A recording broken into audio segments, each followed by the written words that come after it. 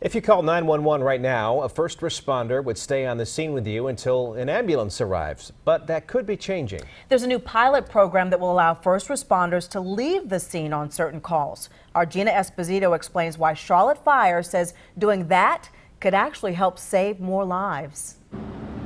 I want to stress that this is only for low priority calls where the patient isn't seriously injured. You would also have to verbally tell that firefighter that it's okay for them to leave.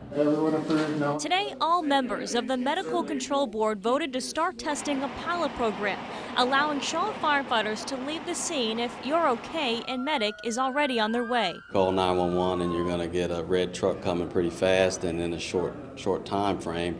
But there are non-emergent calls, foot injuries, back injuries, things of that nature that the person is in a stable place in their home but still wants to be transported to the emergency room.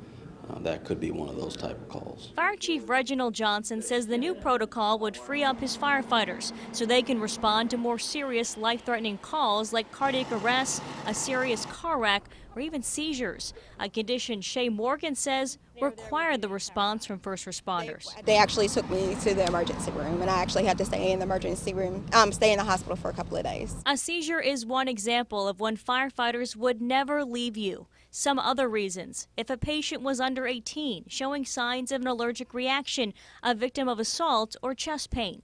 But if everything checks out and the patient is physically and mentally okay, has access to a phone, and is in a safe location, a firefighter could ask if they could leave and respond to a more serious call. We really need to sit down with medic and determine exactly what those safe environments are, what the protocols will be.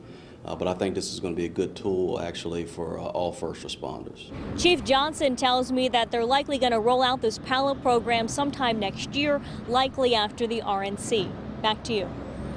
Now, this would be the first of its kind protocol in North Carolina. Medic and Charlotte Fire saying the exact guidelines still need to be figured out in all this, but they hope to test it on about 5% of all of their low priority calls by next year.